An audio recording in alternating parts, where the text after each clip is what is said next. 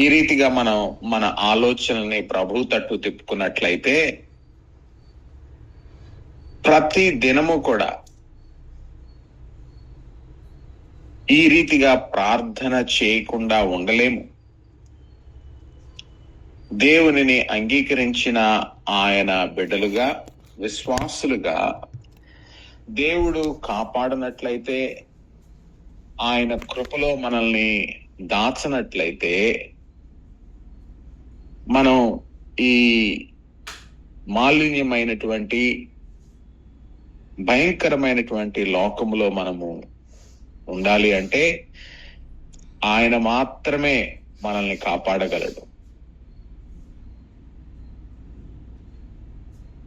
ఇక్కడ దావీదు అంటున్నటువంటి మాట 2వ వచనానికి వచ్చేసరికి, నీవే ప్రభుడవు. నిజానికి చాలా 3 అక్షరాలు కలిగినటువంటి ఈ మాట తేలికగా మా ప్రభువా, నా ప్రభువా అని అనటం తేలికగా అనిపిస్తుందేమో, కానీ అసలు ప్రభువుకున్నటువంటి ఆధిక్యత ఏంటి, ఎవరు ఎప్పుడు ప్రభువుని నా ప్రభువుగా పిలవగలరు? మన జీవితంలో జరిగే సంఘటనలు అన్నిటి మీద ప్రభుత్వం చేసేటువంటి అధికారం దేవునికి అప్పగించామా? అలా చేయకుండా మన జీవితాల్లో, మన కుటుంబాల్లో దేవునికి ఇవ్వవలసినటువంటి అధికారాన్ని ఇవ్వకుండా, ఆయనను ప్రభువుగా మనం మార్చుకోకుండా, పెదవుల మట్టుకే దేవుణ్ణి ప్రభువుగా పిలుస్తున్నట్లయితే దేవునికి చోటెక్కడుంది? దేవుడు ఎక్కడ నీ జీవితంలో ఆయన జోక్యం చేసుకుంటున్నాడు? అలా కాకుండా మన సొంత నిర్ణయాలు, మన సొంత ఆలోచనలు, మన సొంత అభిప్రాయాలతో మన జీవితాల్ని, ప్రాముఖ్యమైన నిర్ణయాల్ని మనమే నిర్ణయించుకుంటూ ప్రభువుని కూడా ఒక ప్రక్క కావాలి అంటున్నటువంటి ఈ అరకొర భక్తికి ప్రభువు ఎంతవరకు నిన్ను కాపాడగలడు?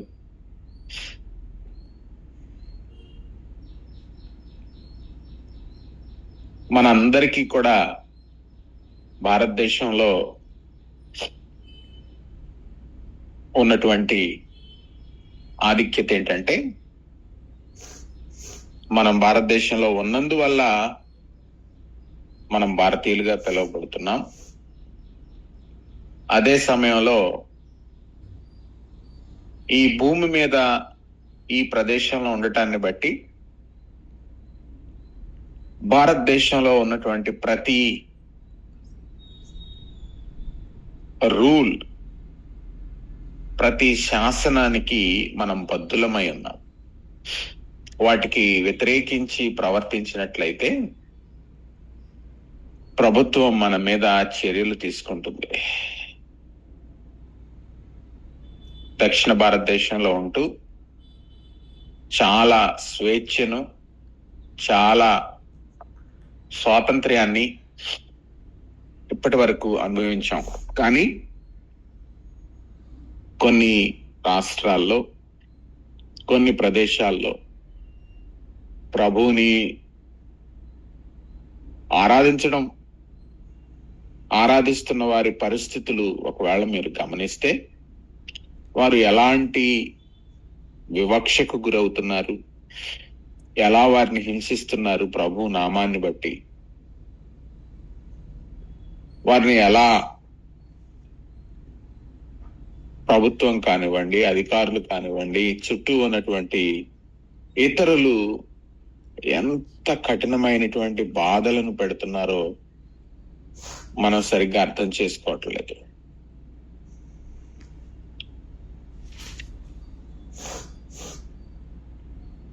వారు ప్రభు నామాన్ని అంగీకరించడాన్ని బట్టి ఇలాంటి పరిస్థితులు వారు ఎదుర్కొంటున్నారు.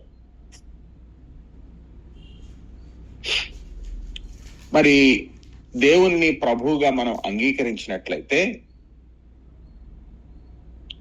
మరి ఏ అధికారాన్ని, మరి ఏ ప్రభుత్వాన్ని కూడా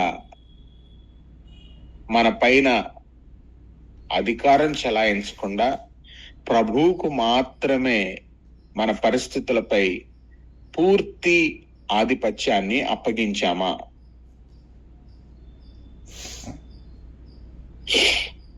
ఈ ఉదయకాల సమయంలో ఈ ప్రశ్నని కొంచెం లోతుగా ఆలోచన చేద్దాం. ఈ యొక్క 2వ వచనంలో మనం చూసినట్లయితే, నీకంటే నాకు క్షేమాధారం ఏది లేదని యెహోవాతో నేను మనవి చేయించును. యేసుక్రీస్తు వారు నా జీవితంలో ప్రభువు మాత్రమే కాదు, ఆయనే నా క్షేమము. నేనుంటున్నటువంటి సురక్షితమైనటువంటి గృహం నాకు క్షేమం కాదు, నేను తినేటువంటి మందులు నాకు క్షేమము కాదు, కానీ ప్రభువే నాకు క్షేమము అన్న స్థాయికి, ఆ లోతైనటువంటి అనుభవానికి మనం వచ్చామా?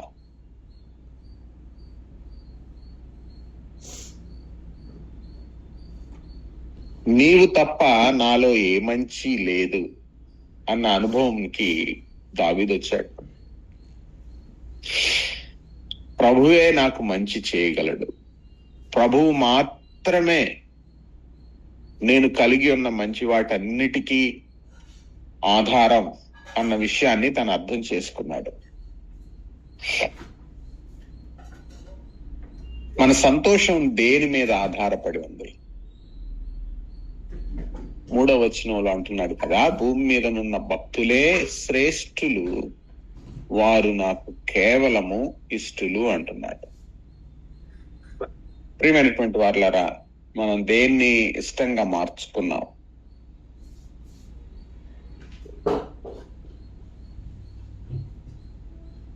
శాశ్వతమైనటువంటి దైవికమైనటువంటి విషయాలపై మన దృష్టి కేంద్రీకరించామా?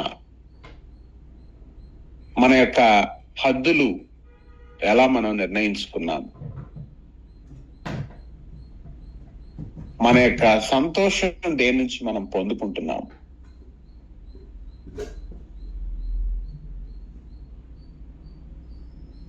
ఇక్కడ దావీదు ఉన్నటువంటి పట్టణము, దావీదు ఉన్నటువంటి దేశాన్ని, ఇశ్రాయేలు దేశాన్ని, తనకున్నటువంటి భూభాగాన్ని తను దాన్ని బట్టి కాదు, కానీ తనంటున్నటువంటి మాట ఆయనే స్వాస్థ్యంగా ఈ యొక్క 3వ వచనంలో వారు నాకు కేవలము ఇష్టలు అంటున్నారు.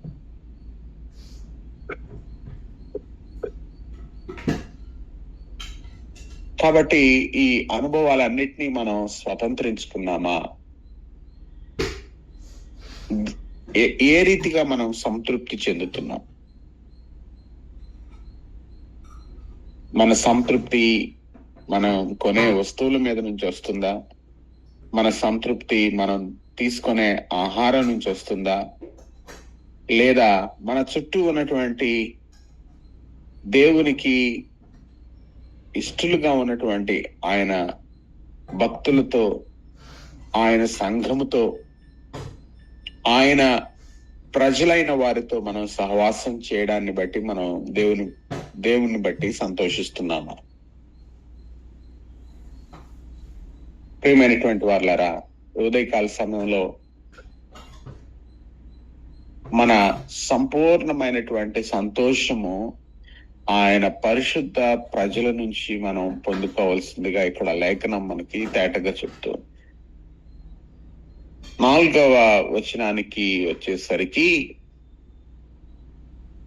యెహోవాను విడచి వేరొకని అనుసరించు వారికి శ్రమలు విస్తరించును. వారు అర్పించు రక్త పానీయార్పణములు నేను అర్పింపను. వారి పేళ్లు నా పెదవుల నెత్తను. ఇక్కడ మనం గమనించినట్లయితే, ఒకవేళ దేవుని విడచి ఈ సత్యదేవుణ్ణి మరచి మనకు మరే మంచి అయినా జరుగుతుంది అనుకుంటే అది పొరపాటు. ఒకవేళ దేవునిని మరచి మనకున్న సంతోషము వేరొక సోర్స్ నుంచి వస్తుందనుకుంటే అది కూడా భ్రమ. దేవుడు కాకుండా మన యొక్క ధననిధి మరేదో ఉంది అనుకున్నా మనం అజ్ఞానంలో ఉన్నాం. ఇక్కడ చూసినట్లయితే ఈ 4వ వచనములో యెహోవాను విడచి వేరొకని అనుసరించు వారికి శ్రమలు విస్తరించును. శ్రమలు, శ్రమ కాదు, శ్రమలు విస్తరించును, మల్టిప్లై అయిపోతాయంట. దావీదుకి ఇప్పటికే మంచి ఎక్కడి నుంచి వస్తుందో తాను కనుగొన్నాడు. తన సంతోషం ప్రభువులోనే కనుగొన్నాడు. తన మంచి కూడా ప్రభువే అని తాను అర్థం చేసుకున్నాడు. ఇంకా దేని గురించి తాను వెతకడం లేదు, దేని గురించి తాను తాపాత్రయపడడం లేదు. మరి నీ సంగతి ఏంటి? దేని కొరకు మన తాపాత్రయం? దేని కొరకు మన వెతుకులాట? దావీదు వెతుకులాట ఆగిపోయింది. దావీదు ఇప్పుడు దేని గురించి తాను తాపాత్రయపడడం లేదు. ఆయన్ని కనుగొన్నాడు. ఆయనలోనే తన మంచి దొరుకుతుందని తాను తెలుసుకున్నాడు.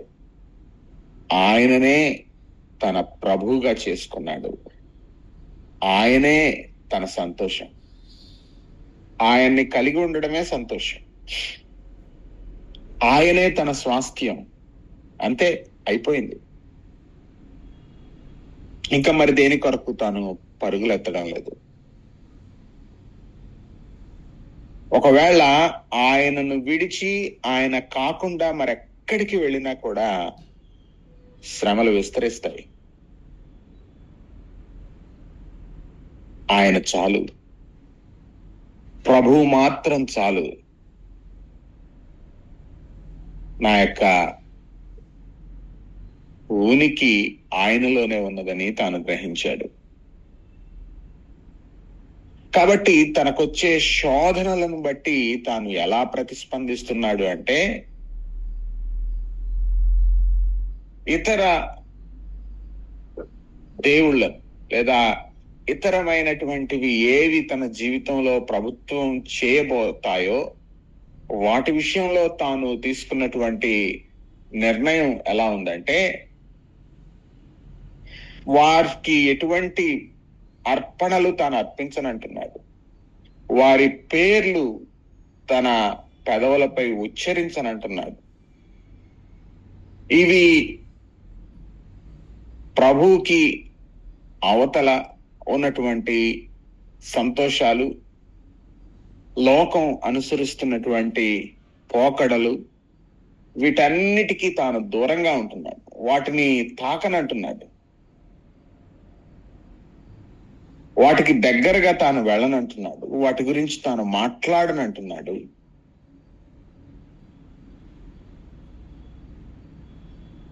ఎందుకంటే తాను కనుగొన్నది వీటన్నిటి పైన ఉన్నతమైనది, సంతుష్టి కలిగినటువంటి ప్రభువుని తాను కనుగొన్నాడు. కాబట్టి ఇంకా మరేది తనకు అక్కర్లేదు.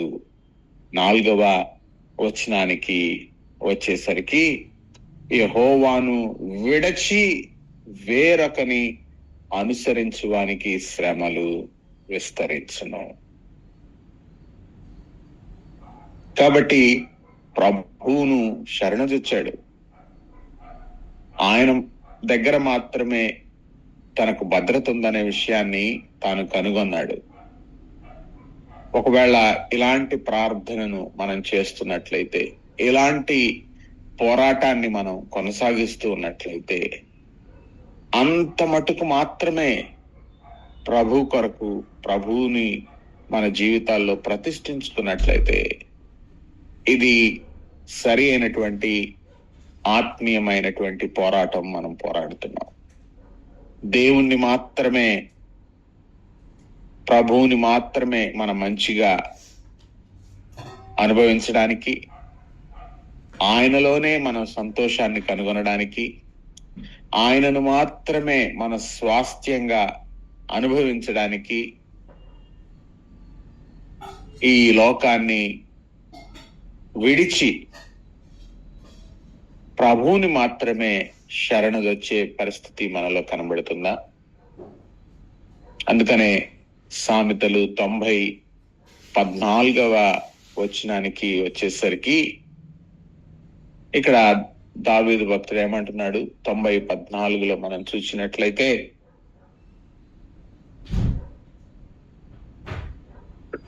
14వ వచనము, ఉదయమున నీ కృపతో మమ్మను తృప్తిపరచుము, అప్పుడు మేము మా దినములన్నీ ఉత్సహించి సంతోషించెదము.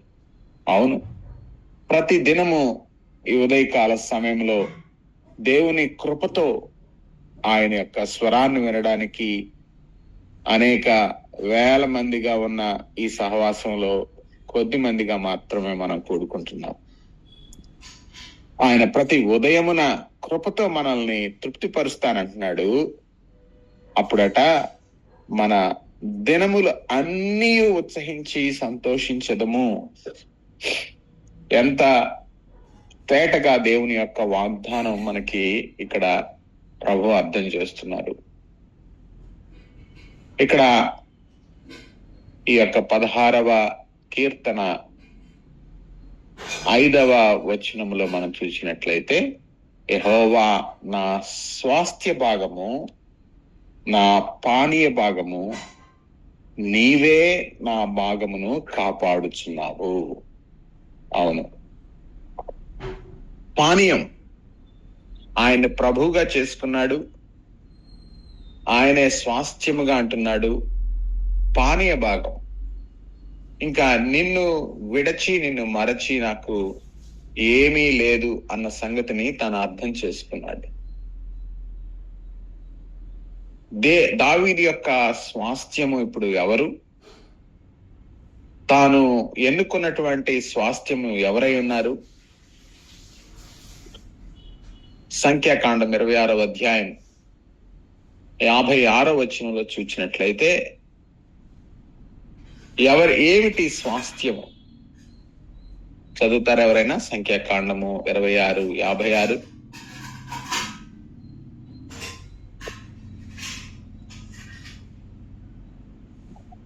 ఎక్కువ మందికేమి తక్కువ మందికేమి చీట్లు వేసి ఎవరి స్వాస్థ్యమును వారికి పంచిపెట్టవలెను, వారి వారు 33:54 చూడండి.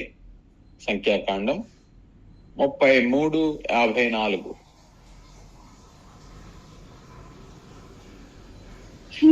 మీరు మీ వంశముల చొప్పున చీట్లు వేసి ఆ దేశమును స్వాస్థ్యములుగా పంచుకొనవలెను.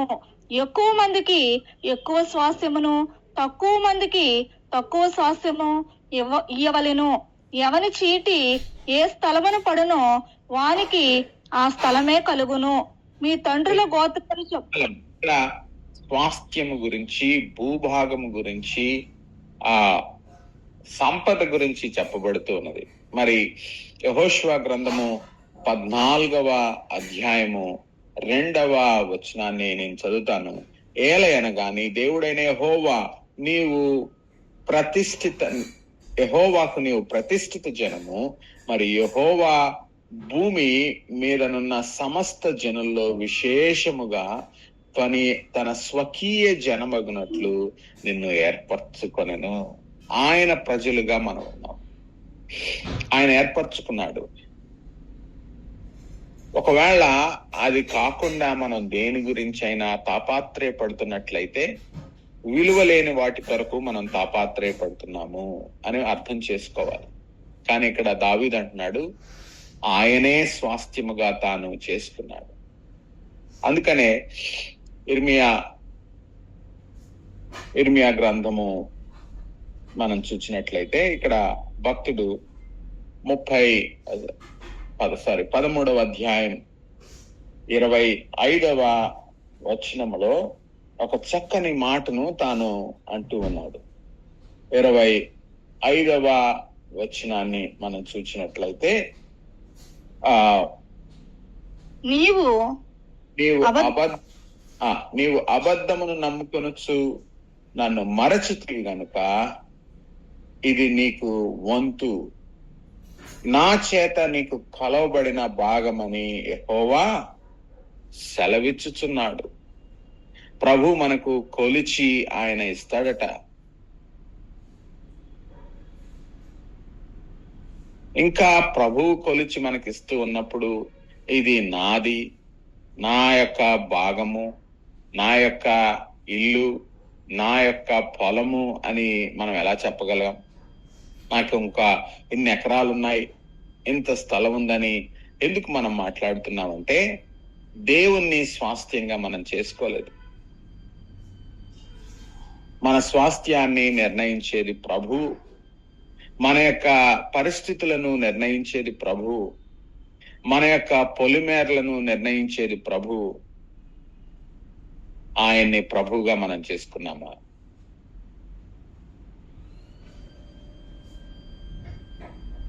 ఆయన అధికారానికి మన యొక్క జీవితాలని సంపూర్ణంగా సమర్పించి ఆయననే స్వాస్థ్యంగా మనం మార్చుకున్నామా? మన స్వాస్థ్యం ఆయన చేతుల్లో ఉందని నమ్ముతున్నామా? ఆయనే మన పాత్రగా మనం అంగీకరిస్తున్నామా? ఆయనే మనకు మంచి, ఆయన నుంచే మనకు మంచి కలుగుతుంది. ఈ యొక్క 16వ వచనంలో చూసినట్లయితే మనోహర స్థలములలో నాకు పాలు ప్రాప్తించెను. చూడండి, మనోహరమైన స్థలాలు మనకు ఆయన తన స్వాస్థ్యాన్ని మనకు అనుగ్రహించాడు. మన యొక్క పొలిమేరలను ఆయన నిర్ణయిస్తూ ఉన్నాడు. అవి సుందరంగా శోభస్కరంగా ఉన్నాయి. మన యొక్క భవిష్యత్తు, మన స్వాస్థ్యము అది మనోహరంగా ఉంటుంది. ఇక్కడ దావీదు ఈ 6 వచనాల్లో తాను మాట్లాడుతున్నటువంటి తనను తాను అడుగుతున్నటువంటి ప్రశ్నలు మనం చూసినట్లయితే ఆయన ప్రభువుగా, ఆయనే మంచి ప్రభువుగా తన మంచంతా ఆయనగా తాను చేసుకున్నాడు.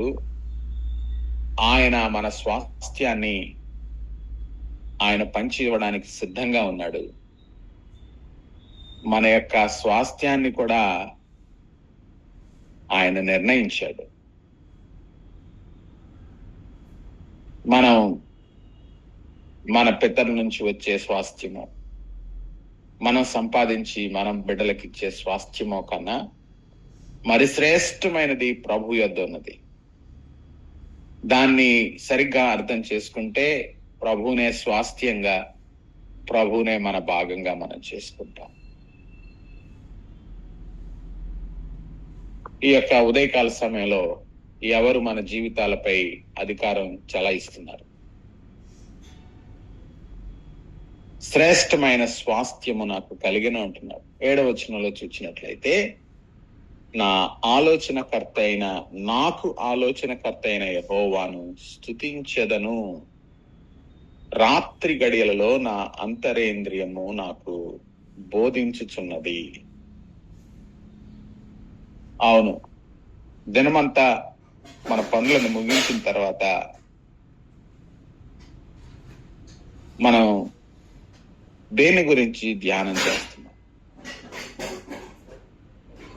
ప్రభువు ఏ రీతిగా మనకు అర్థం చేస్తున్నాడు?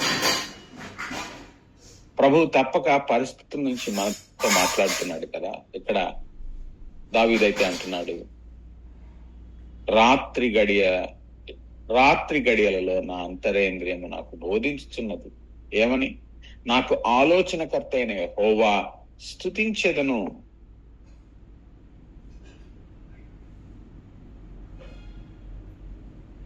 ఆత్మలో ప్రభు పట్ల మనకున్నటువంటి కృతజ్ఞత, ప్రభు అంతవరకు ఆ దినమంతా తాను చేసినటువంటి సహాయం, భద్రత, కాపుదల, వీటన్నిటి బట్టి మనం దేవుణ్ణి స్తుతిస్తున్నామా? దేవుని కుమారుడిగా, ఆయన కుమార్తెగా మన హృదయం ఏమంటుంది? మన హృదయం ఏ రీతిగా దేవుని పట్ల ప్రతిస్పందిస్తుంది? నా జీవితాన్ని, నా పరిస్థితులను, నా సమస్తాన్ని ప్రభువే ఏలుతున్నాడు అని మనం చెప్పగలమా? లేదా మన సొంత నిర్ణయాలు, మన సొంత ఆలోచనలతో కొనసాగుతూ ప్రభువుని ప్రక్కకు నెట్టేశాను? మన సంతోషం ఎక్కడి నుంచి మనం పొందుకుంటున్నాం?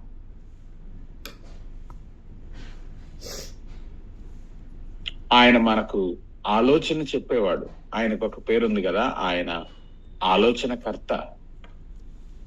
ఆయనపై మనం ఆధారపడి మన ఆలోచనను ప్రభు యొక్క వాక్యానుసారమైనటువంటి నిర్ణయాలను, ఆలోచనలు కలిగి ఉన్నట్లయితే మన మార్గాల్ని ఆయన సరళం చేసే దేవుడుగా ఉన్నాడు.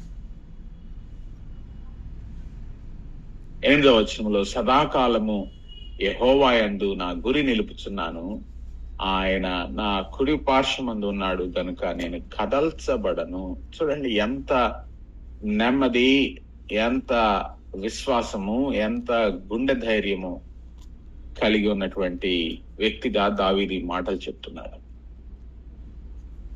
ప్రభు యొక్క ఆలోచనలు ఉన్నతమైనవిగా తాను గుర్తించాడు. ఆయనను మినహాయించి తనకు ఏ మంచి జరగదని తాను తెలుసుకున్నాడు. 3వ వచనానికి మనం వచ్చేసరికి, తన సంతోషం ప్రజలు కాదు, తన సంతోషం ప్రభువును అంగీకరించినటువంటి ఆయన ప్రజలని తాను గుర్తించాడు. 5, 6 వచనాల్లో చూసినట్లయితే, ప్రభువునే స్వాస్థ్యంగా ఆయనే తన పాత్రగా మలుచుకున్నాడు. ఇంకా ఈ సంతృప్తి, సంతోషం మరెక్కడి నుంచో తాను పొందుకోవడం లేదనే సత్యాన్ని తాను సూటిగా చెప్తుంది.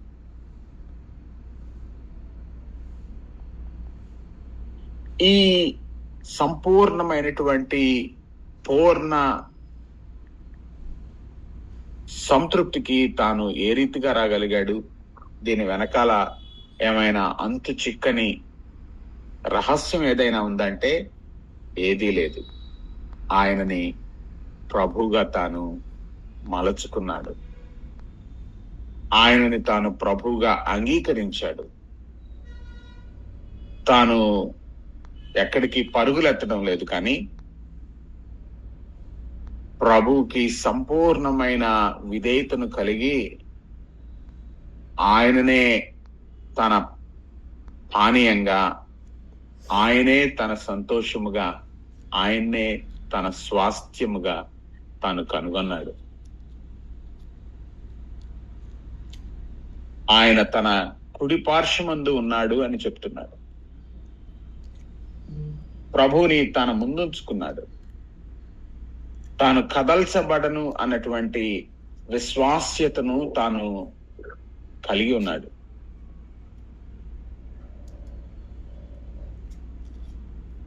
ప్రభువుని అంగీకరించి ఆయన్ని వెంబడిస్తున్న వారిగా,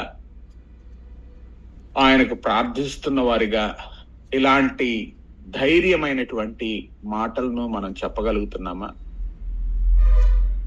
ఆ ధైర్యాన్ని నింపింది ప్రభు అనే విషయాన్ని గుర్తించామా? ఇంకా బలహీనమైన మాటలు మాట్లాడుతూ భయంతో పరిస్థితులు మనల్ని పతనానికి తీసుకువెళ్తాయనే భవిష్యత్తుపై ఉన్నటువంటి ఆందోళనతో ఉన్నామా?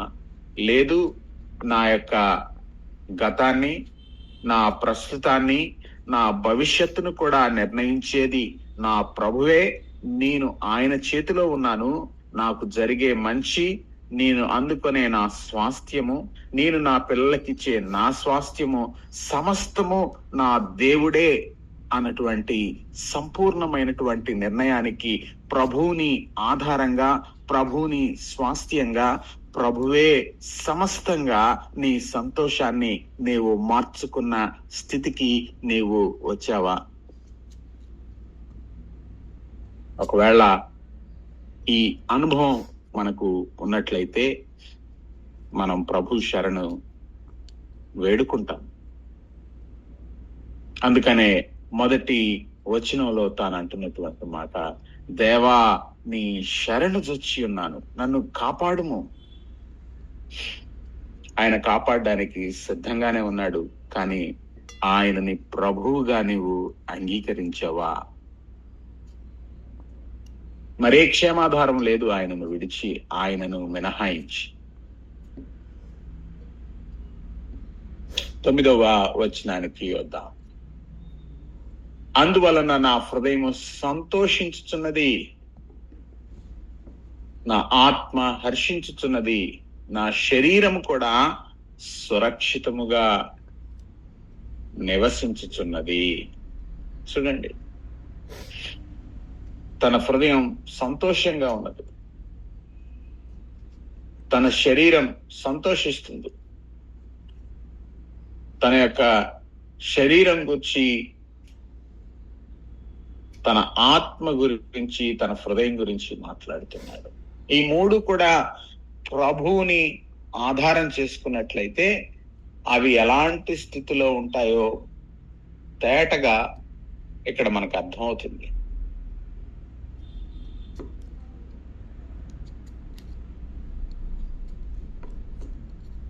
ఒకవేళ ప్రస్తుతం నీవు దేవునికి దూరంగా ఉన్నట్లయితే, నీ జీవితంలో ఎప్పుడు కూడా సంతోషం లేనట్లయితే, నీవు తెలుసుకోవాల్సింది ఏంటంటే, నీ ముందున్న ఒక పోరాటం ఉంది. ఏమిటా పోరాటం అంటే, మనం ఇప్పుడే చూచాం,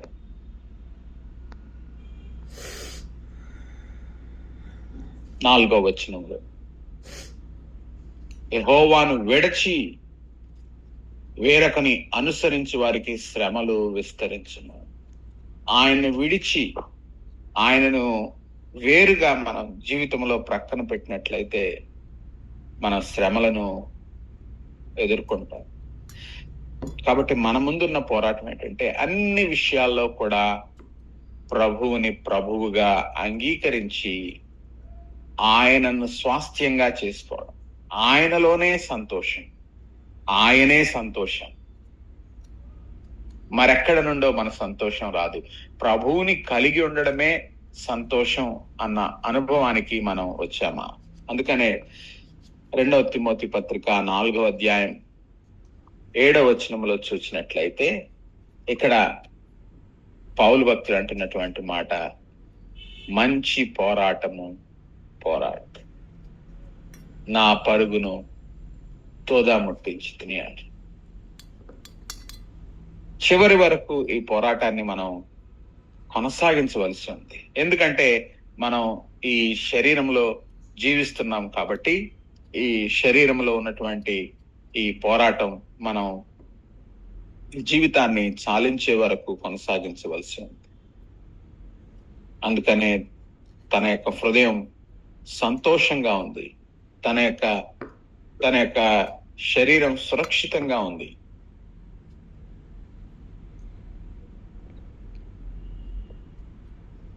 చివరి వచనాల్లో వచ్చేసరికి తాను అంటున్నటువంటి మాట 10వ వచనంలో, నీవు నా ఆత్మను పాతాళములో విడిచిపెట్టవు, నీ పరిశుద్ధిని ఒళ్ళు పట్టలేవు. చూడండి, ఆయన విడిచిపెట్టడు. ఆయన పరిశుద్ధిని కుళ్ళు పట్టనివ్వడు. మనందరం కూడా ఈ యొక్క మృతతుల్యమైన శరీరాన్ని విడిచిపెడతాం, కానీ మనం శాశ్వతంగా కుళ్ళిపోం. ఎందుకంటే మనము ఆయన రక్తముతో విమోచింపబడ్డాం. మనం నిత్యమైనటువంటి జీవానికి, శాశ్వత రాజ్యానికి మనం వారసులుగా ఉన్నాము అన్న సంగతి జ్ఞాపకం చేసుకోవాలి. అందుకనే 2వ అధ్యాయము అపోస్తల కార్యము 29-32 వచనాల్లో మనం చూసినట్లయితే ఇక్కడ చాలా ధైర్యంగా దేవుని యొక్క వాక్యాన్ని మనం లేఖనాల్లో గమనిస్తాం. చదువుతారా? అపోస్తల కార్యములు 2వ అధ్యాయం 29-32 వచనాలు. సహోదరులారా, మూల పురుషుడగు దావీదును గూర్చి మీతో నేను ధారాళముగా మాట్లాడవచ్చును. అతడు చనిపోయి సమాధి చేయబడెను. అతని సమాధి నేటి వరకు మన మధ్యనున్నది.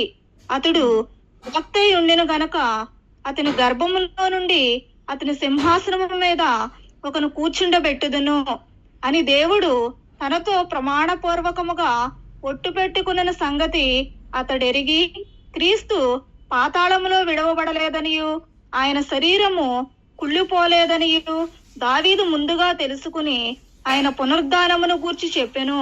ఈ యేసును దేవుడు లేపెను. దీనికి మేమందరము సాక్షులము కాగా, ఆయన దేవుని కుడిపార్శ్వమునకు హెచ్చింపబడి పరిశుద్ధాత్మను గూర్చిన వాగ్దానమును తండ్రి వలన పొంది మీరు చూచుచు వినుచూనున్న దీనిని క్రొమ్మరించి ఉన్నాడు. దావీదు చాలు చూడండి, దావీదు ఎలా ఈ మాటలు చెప్పాడు. దేవుని గురించినటువంటి అనుభవాన్ని దేవుడు ముందుగానే తనకు తెలియజేశాడు. ఈ విషయాన్ని అపోస్తల కార్యములో వారు చక్కగా దేవుడు ఏ రీతిగా దావీదుకు బయలుపరిచాడో ఆశ్చర్యకరమైనటువంటి సంఘటన ఆయన ముందుగా మనకి తెలియచేస్తూ ప్రభువుని ఏ రీతిగా ఆయన పునరుద్ధానుడిగా మరణము నుంచి ఆయన విడిపించాడు, ఆయన శరీరము కుళ్ళు పట్టకుండా ఆయన ఎలా ఉంచాడో ఈ దావీదుకు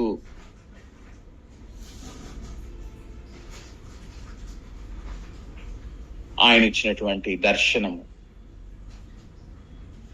ఈ దర్శనాన్ని మనం అర్థం చేసుకున్నామా? ఆయన ఇచ్చినటువంటి ప్రమాణము, దేవుడు చేసినటువంటి వాగ్దానము ఏంటంటే, 1 దినవృత్తాంతములు 17వ అధ్యాయము 11-12 వచనాల్ని చూద్దాం.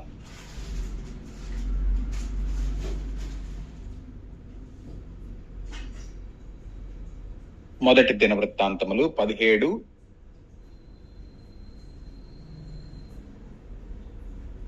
11-12 వచనాలు. నీ జీవిత దినములు తీరి నీ పితరుల యొద్దకు నీవు చేరినప్పుడు నీ కుమారుల వలన కలుగు నీ సంతతిని నేను స్థాపన చేసి అతని రాజ్యమును స్థిరపరచెదను. అతడు నాకు ఒక మందిరమును కట్టించును, అతని సింహాసనమును నేను నిత్య స్థాపన చేసేదను. చాలా చూడండి, ఇక్కడ మనం చూసినట్లయితే దావీదు ఎలా తన యొక్క భవిష్యత్తును గురించి ప్రభు మాట్లాడుతున్నాడు. తన యొక్క కుమారుడు, తన కుమారులు ఏ రీతిగా వారు ఉండబోతున్నారు ప్రభు నిర్ణయించాడు.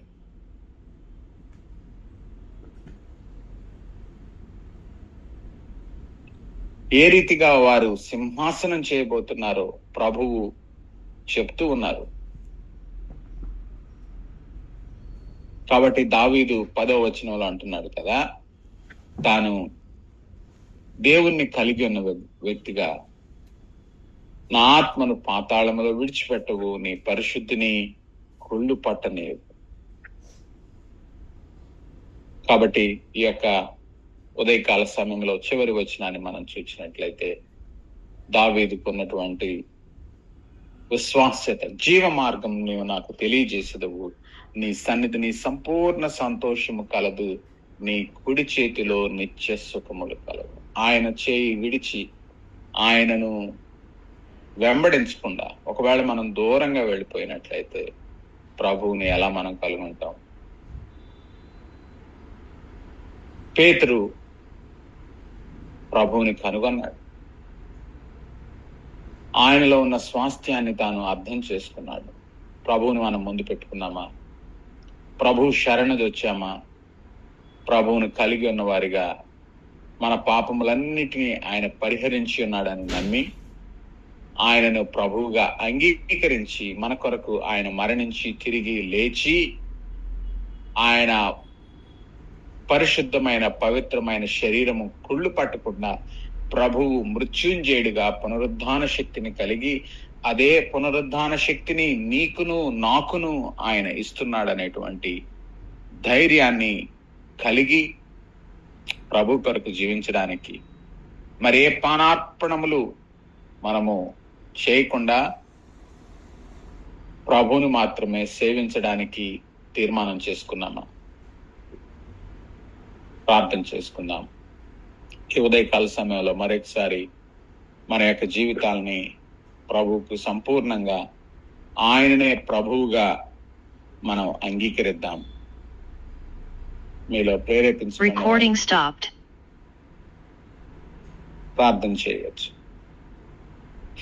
ఎవరైనా సేవకులు ముందుగా ఇద్దరు ప్రార్థన చేసినట్లయితే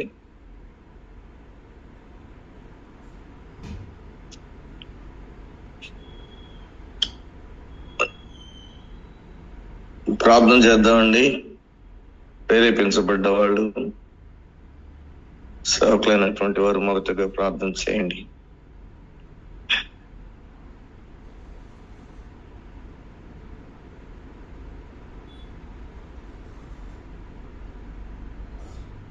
ఉదయకాలము దేవుడు చక్కని వాక్యాన్ని, అద్భుతమైనటువంటి వాక్యాన్ని దేవుని సేవకుల ద్వారా మనకు అందించారు. ప్రభుని మనం స్వాస్థంగా చేసుకున్నామా?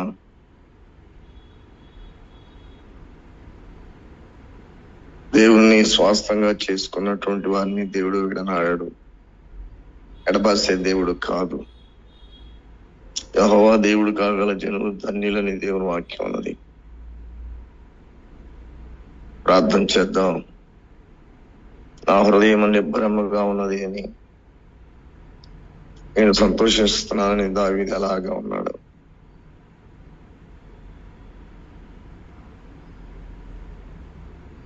ఎవరైనా ప్రేరేపించబడ్డవాడు ఒకరు సేవకు ప్రార్థన చేయండి.